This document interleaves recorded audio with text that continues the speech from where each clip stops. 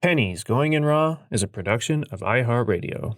The opinions expressed in the following podcast are for general informational purposes only and are not intended to provide specific advice or recommendations for any individual or on any specific security or investment product. It is only intended to provide education and entertainment about the financial industry and the stock market. Enjoy! On this episode of Pennies Going in Raw, we discuss this week in the market and the tech wreck, some earnings reports, and more. You find out life's this game of pennies. Oh, you guys know we only have a 40% runner. Hello, 40% is a fucking killing. We've been compliant for too long. It's time we go to war. I don't have a Roth. Hugh knows so much about the market that his brain doesn't have enough room for grammar. Hey, who told me about IDEX? It's going up a shit ton now. Rob, 4%, baby. No way. 4 fucking percent. You asked the exact same question with 2 words different. It's like, man, I just got dick whipped for like 20%, and now that f***er's up like 50. I bet Warren Buffett never did that. I'm just making this voice memo to call out unusual whales to a fight. The pennies we need are everywhere around us. Pennies. Going in Raw. Featuring Dan, Deity of Dips, and Hugh Honey. Produced by Vinny. And Christian. Let's go, baby.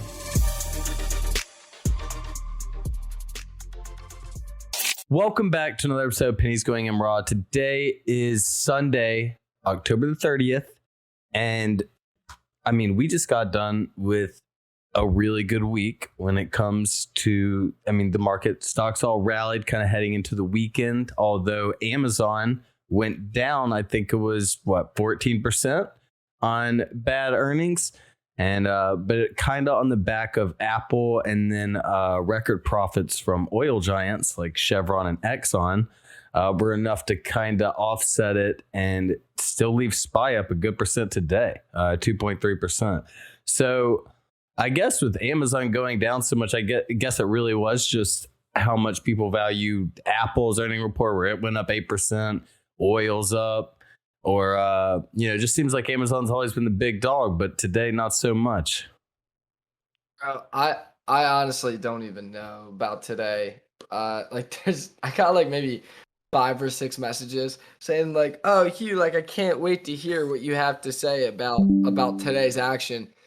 And honestly, the only thing I have to say is this is wild. I mean, yesterday on SPY, after hours, we were testing 374 and we're at 390 today. That is freaking wild. Yeah, no, we were just talking on Wednesday, like we may hit this 390, this 396 on an upward trajectory. But I mean, you look at it, fucking one day later, we're already there. Yeah. It's truly just incredible. But with that being said, I think that we have to be nimble because a lot of weird things happened today. Like a lot of weird things. And those weird things don't usually happen. Like for instance, let me pull up my little handy dandy notes here. Today, there were 26,000 SPX 3750 puts traded. That's insane. Also, there were 34,000 SPX 3800 puts traded today. And I mean, like, there's a lot of people that come out, and they sell covered calls and all that stuff. Somebody still has to buy it. And that's a lot of contracts. So I don't know. I was getting a lot of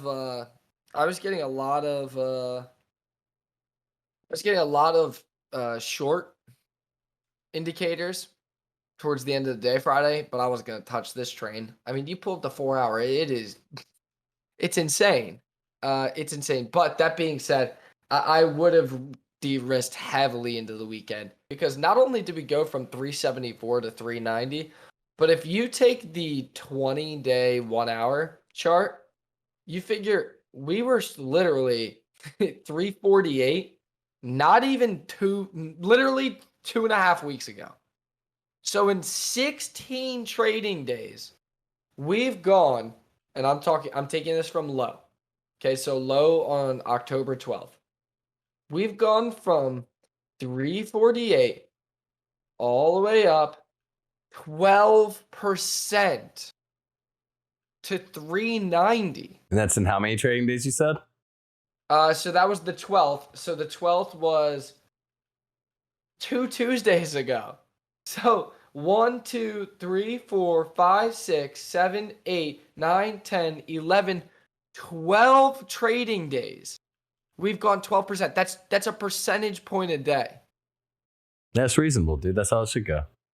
Yeah, you're right. You're right. The last 100 years, we've averaged a 8% return on SPY every year.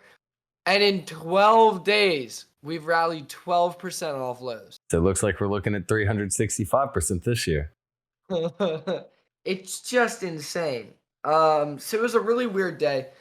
And if you guys haven't noticed, like one of the biggest things with bear markets is that so we all think when there's like a 2% green day during a bull market, everybody just thinks that that's normal. Everybody's like, oh yeah, that's what's supposed to happen. When we have a 2% red day inside a bear market, everybody's like, should I start to buy the dip here? So it's a really weird thing between the dynamics between a bull and a bear market. But the biggest thing that I want you to understand is that during bear markets, everything is really wonky. Okay, like things happen that don't just usually happen during bull markets. I feel like during bull markets, it's like the white picket fence theory. You know, like everybody's all happy. The majority of the United States has 401ks. They're happy. You know, it's all peaches and cream. During a bear market, it's not like that. Like I said, is that we just talked about 50,000 contracts. Let me say it again. 50,000 contracts traded today, down 10 points lower and 15 points lower. That's crazy. To me, that probably indicates that a dump is coming. But, you know, who cares what usually happens?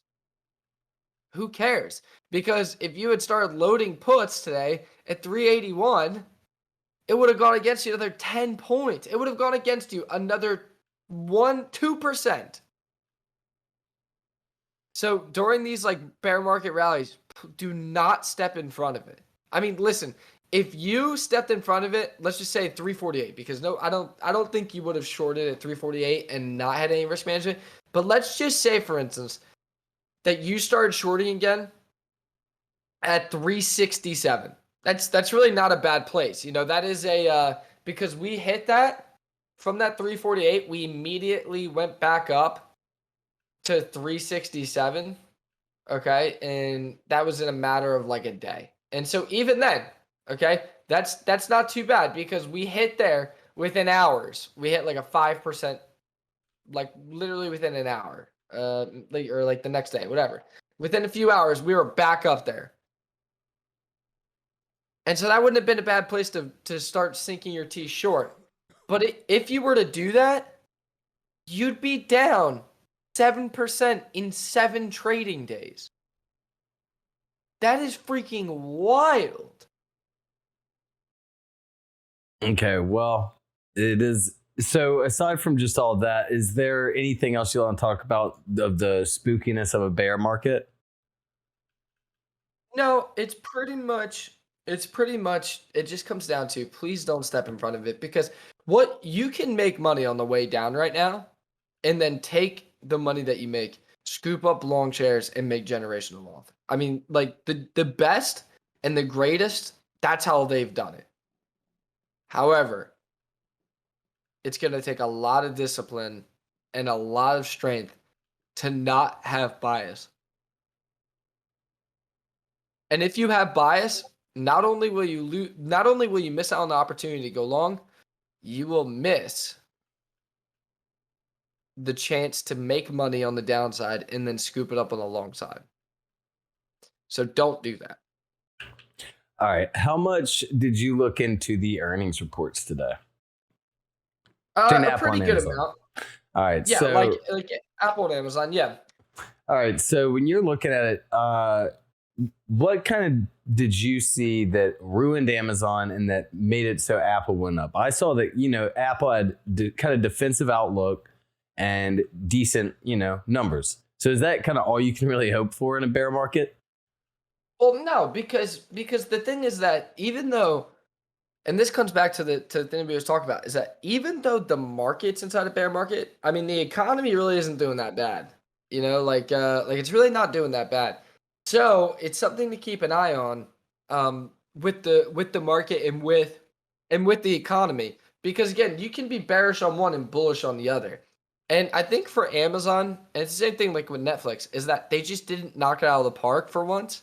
And it wasn't and it got smoked. I mean, it got smoked. Let me see if I can find it real quick. So let's see. Amazon Web Services did 20.5 billion versus 21.1 billion. So they missed it by about 600 million. Okay? Their revenue overall 127.1 billion versus 127.4 billion. That's not bad. Like that's close. Like we're talking $100 billion, and we're like off by like a percentage point. And the other thing is that so their earnings did 28 cents per share. Like this really wasn't that bad. It was just the slowest revenue growth since 2014, which is again like it's really not that bad. I just think that the market got spooked a little bit because it wasn't What do you think caused the biggest? What did you say it was since 2014? The slowest growth. What do you think caused that in the past 3 months? I mean, they grew a lot during the pandemic because everyone's at home. They had to get their groceries that way. Yeah, so like they grew a ton, and the thing with like Amazon, well, okay, listen, they're doing $100 billion. Yeah, it could be the same issue Facebook's having with they're literally running out of humans. Yeah, I mean, like, yeah, that's literally exactly what I was gonna say. Is that they're doing hundreds of billions of dollars in revenue every quarter. Like they are moving probably over the course of a year. They're probably on pace for almost $500 billion in revenue. What? This is something that 30 years ago was like a garage bookstore. Yeah, so now it's making more than probably all but fucking 40 countries. Yeah, so it's crazy to think about. And they miss by a little bit, and they get smoked 13%. I understand that you need to continue to innovate, but I mean, they tried to innovate in EVs with Rivian, and we see how that fucking went. Saw one of those the other day. Did you? They're not too cool, but every time I see them, I'm like, oh shit, there's that. Wish I saw some more Fiskars on the road, man. What if you? What? Well, I mean, now you got a love interest, so now you can't even hit on Natasha Fisher, right? Fisker. I think that she'd make an exception. Dude, the time they fucked up my merch order and they let me just DM and I was like, hey, my merch order got fucked up. And after they fixed it, I kept trying to still DM her and it just wasn't happening. But shoot. That's so funny. Hey, you know what? Also, someone created us someone's been quoting us a lot. They've been tweeting out our quotes. And I just wanted to give them a quick shout out because I thought that they were absolutely hilarious. They actually, sorry, I got a lot of mentions here.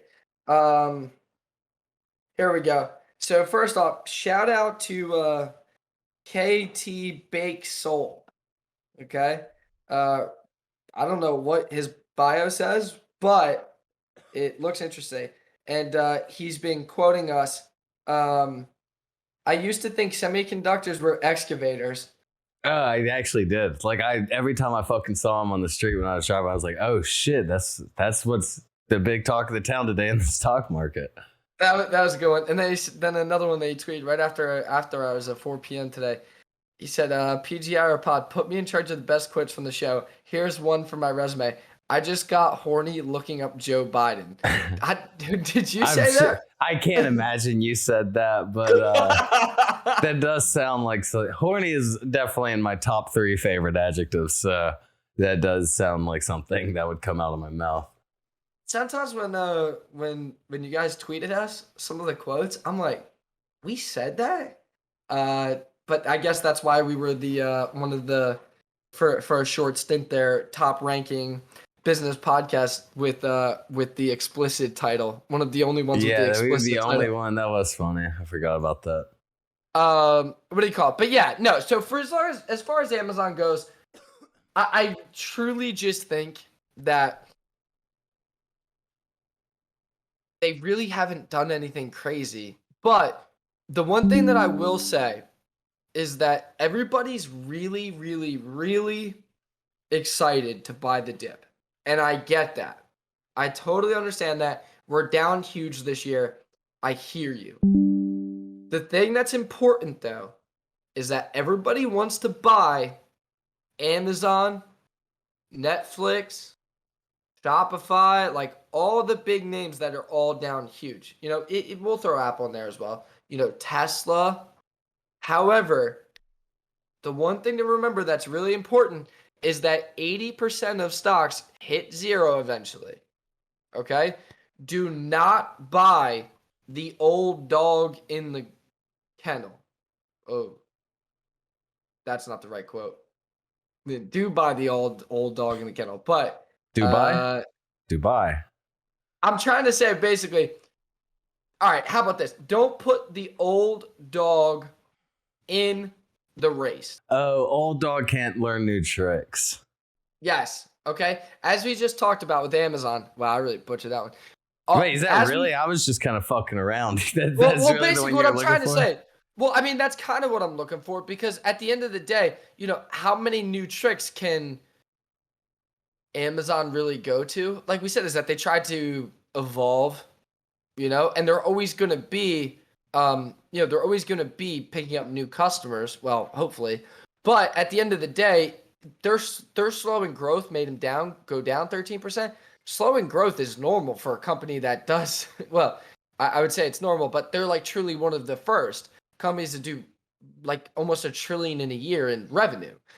So I don't even know what to say. Like we're slowing down growth because there's just no other option. Like there's really not another option. Like to continue to grow at the pace that they've been growing at for the last 10 years, they would need to innovate at the fastest levels possible in like every country.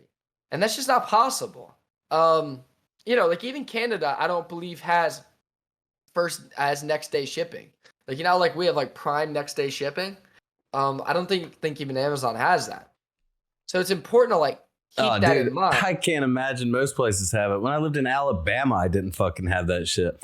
2-day shipping to Alabama is so absurd. Sometimes I order shit on Amazon here and I'm in Houston. That bitch comes like before the fucking end of the day. I'm like, my God, technology is awesome. Yeah, no, exactly. But that's what I mean is that, you know, that's why it's important to, you know, understand that, hey, do I really want to buy, you know, tons of Tesla, tons of Amazon?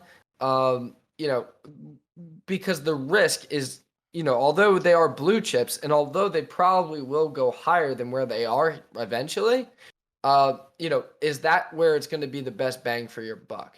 And I guess like that's pretty much all I'm saying is that, you know, don't go crazy. Like have a really good mix of indexes to individual stocks, because remember, individual stocks get smoked. So you don't want to get into a situation where you are, you know, buying individual stocks that will never reach those levels again. And I'll tell you right now, those growth names that Kathy Woods owns, those are a perfect example of ones that you won't see me touch, like literally ever. Like I don't think I'll ever buy Zoom. I don't think I'll ever buy T-Doc. I don't think I'll buy Roku, you know, but are they down 60-70% this year? Yes. But does that make them a good value? Absolutely freaking not. So that's the thing, is that don't go crazy with getting all excited because stuff is down 60, 70%. It can still go lower, and it doesn't have to return to highs. So if I have a good, healthy mix of mostly indexes and mutual funds, and then if you want to throw some risk out there at individual names, that's totally okay. But do not go crazy. All right. Well, in other news, Elon finally took over Twitter. He's in the office. He's in the Twitter space now. Twitter's up 5% the past 5 days. What are your kind of thoughts on all of that? And if it's going to change anything? I mean, just the fact that it's finally gone through is kind of crazy to me. Yeah, no, it's pretty crazy that it's gone through. So actually, and I was looking at this right before we started recording, but when I looked at Elon Musk's Twitter, oh, never mind. Oh, you know what? Greg trolled the hell out of me. Like Greg 6789 or whatever. He tweeted like Elon Musk Twitter is suspended, and I was like running up here to get to the podcast, and I like clicked on the profile. It did say suspended, but I guess the tag was wrong or whatever. Like the like it was like a troll. He's probably just fucking He's probably just fucking around. Yeah. He's like, I guess I'll ban myself whenever I go to sleep. Boom. Yeah. But yeah, so Elon Musk finally did the damn thing. Listen, he fired like the entire engineering team. I don't know. Yeah, the CFO and CEO, I believe, as well, right? Yeah, well, so the CEO got $42 million for 11 months of work. The CFO, I'm not sure how much he got. I might have to apply. Yeah. I will probably be looking for ways to at least bring our following to a different social media. At least do and it's gonna be like up to everybody. Like maybe like a weekly newsletter. Or like like a free daily, newsletter or something like that, just to kind of have as like a backup. Because it's something that we've been meaning to do, and this would be good just to have just in case like anything happens to Twitter. Not saying that it would, but it's just changing a lot. Everyone's going to fucking Rumble, man. Yeah, that would be Andrew Tate and Steve will do it. All these fucking all these canceled influencers. yeah. But yeah, so basically what I'm saying is that I am it's exciting times at Twitter, it just in general, not even because it's Elon Musk, but just because it's like this would not be a big deal if it was like the CEO of Google. All the billionaires, but the CEO of Google, you just like don't know. They're just not out there doing shit. I mean, you can Google it and find out, but it's not like the Jeff Bezos, Steve Jobs, all the fucking Steve Jobs is dead, rest in peace. Bill Gates, Elon, they're just doing their own thing. I think if it was someone like that bought it, like it wouldn't be a big deal at all but it's Elon, like he's such a figure. They play it like safe. Yeah, exactly. Yeah, no, I think you're spot on. Is that like he's been very open about like he wants to change so many things. So with that being said, I think it'll be really interesting to see what exactly he has up his sleeve. I hope it's nothing crazy, honestly. Like I hope that like he brings down their operating expense, and I hope that like he makes like edit button a cool feature, and I hope that he gets rid of bots.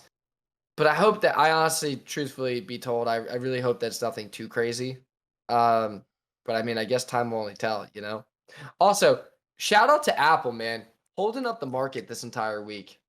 Yeah, it was between them and also said oil giants. Do you know anything about the Chevron and I think it was Exxon as the two that came out with good earnings?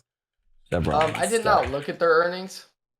I think it was earnings. They're only up 5%, 25% in the past month though. Jeez. Exxon's let's look at that one too. Exxon's also up 25%. So yeah, they're not doing bad, dude. Shout out oil and gas and MBS. Well, you know what, Kathy Woods did go long oil. I don't know if she's technically green on it, but if Exxon's up 25%, go her. Yeah. Dude, oil's actually, I forgot about this. This is actually funny. Whenever the market was doing crazy shit in 2020, it was with my brother and we were trading and everything. And I forgot you had a brother. Yeah, no, he still exists. He's good. But he puts in $1,500, right? And he goes in like I think it was oil and I think it was Rise UAVS went. So he has some of that as well. His 1,500 became 3,200 in like 3 days, in like 2 days, right? So he had already done more than double it. And then we get a thing at the top of the TD Ameritrade that's like the bank account you used didn't work. So we're taking back the money you deposited. So they took out the 1,500 and left him with 1,700. So he's just been playing with free money ever since because we fucked up the numbers on TD Ameritrade to put in the 1,500, and he doubled it in 2 days. So it's just all really free money. Funny. Yeah, that's really funny. It's crazy the TDA just trusts you so much. They're like, yeah, fuck it, here's the money, and then just lets you go at it. But yeah, whatever, dude. Shout out them. So going into next week, what I'll do is I'll go over kind of what I'm looking at as SPY. I'm going to Florida next week because the October mentorship thing ended on Friday today, or 2 days ago, Friday. And so I'm going to take a little time off before the next one starts. And so so that's what I'm going to do. What was I looking for? Oh yeah. So pretty much it's all going to depend on where we open on Monday. If we open up above 392, I think that we go for 396 to 398. If we back on that 396. Yeah. All things come back to that level, which is again like that level from September and that level from July. I mean, it just goes all the way back. So that 396, if we gap up, I think that that's going to be a level that's going to play a key part. And then if we gap down, if we truly do a like actual gap down, like I'm talking like 1%, 370, a reversion all the way back to 381 and possibly 375 is possible. Because again, is that like a lot of things happen today that don't usually happen. And in addition, there's a pretty big bearish divergence inside the market right now. Now that doesn't mean that it can't change overnight, but from what I'm seeing based on this, there is a still pretty big bearish divergence. So like, I'm not going to short all willy-nilly up here, but there is a pretty good setup here. But like I said, is that we got to see what Monday brings, because if we get above that 392, then we can see that 396, 398. That would definitely give a good short setup, especially if it happens like extra quick. Now below, if we reject there, like I said, is that 375 is going to be that spot for the next while. It's going to be 375, 364, 357, and 348. We get below there and, we see new lows. Now we get above 396, and I think that we have to kind of churn between 396 to 404. But we get above 404, ladies and gentlemen, we're going to be all right. You think it just continues over 404? Yeah, over 404, we can see 415, 420 again for sure. And you're leaning more to the downside though after this big week. Well, you definitely I will say this. Before we go for 400, you definitely 110%, if you're a bull, want a pullback. Because it's the same thing like we said so many months ago, that if you go for 400, where were we? We said that if you go for 400, what was this, like 10 weeks ago? Yeah, like 7-10 weeks ago, when we were trading up at 390, last time, we said if you go for 400 with this quick move back up, you will not have the volume to get through. and that's just the reality. So with this 11 days, 12% move up, you do not want to go for 400 until you have some type of pullback and then retest. You just don't, because bulls just won't step in. They'd rather just take the gains. All right, so Florida. You're going to Florida. What part of Florida are you going to? Delray. Delray, dude. That Yeah, must be my like cousin's- the rich people part. Nah, no. I mean, it is, but it's not because of, it's not me. Like, it's not because of me. I think I'm flying into Palm Beach. So I'm Holy taking good off time. Friday. Yeah, there will be no levels on Friday for Twitter, unfortunately. Fuck, I'll do the Yeah. levels that day. I'll Do it. Why not? I'll figure out the levels. I may come back to Twitter for a day. Make sure to tweet them out. Make sure everyone's good. I'll make sure they're good too. It's 400 and 350 somewhere in there. Well, yeah, I mean, there's definitely some room for it to go either way. So, it'll be interesting and I'm sure it'll stay in my range. I haven't missed one yet. All right. Well, so you are going to be here to record on Wednesday. So we will have a Wednesday episode for you guys and Sunday and everything of the latter.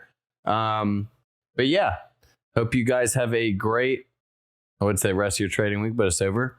It's Halloween, too. Sunday. Are you going out for Halloween? Dude, of course I am. Halloween is actually the horniest holiday. Dude, and I've always had a thing for girls dressed up as rabbits and cats, man. They can look as skanky as they want without any other girls judging. And it's a beautiful thing. I just hate when women are judged. I think is the reason I really like it is just I love women being free, doing what they want. And if dressing like a fucking rabbit or a cat or a slutty school teacher or slutty nurse or slutty Jeffrey Dahmer or slutty Mark Randolph, founder of Netflix. Like, there's so many things they could dress up as, and it's awesome, dude. I'm thinking of going to slutty Elon Musk.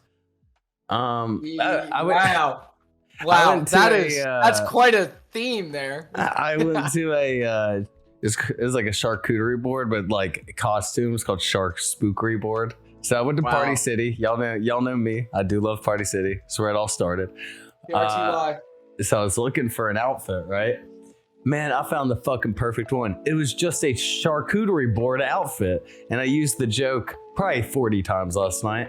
They're like, are you a charcuterie board? And I was like, yeah, I got the total wrong theme of this party. Boom. Great hit all night. Everyone loved it. And it was a ball. So shout out charcuterie boards. Okay, everyone. Have a great weekend. Hope you had a great weekend. Enjoy your trading week. Stay strong. Happy Halloween. Love you guys. Peace.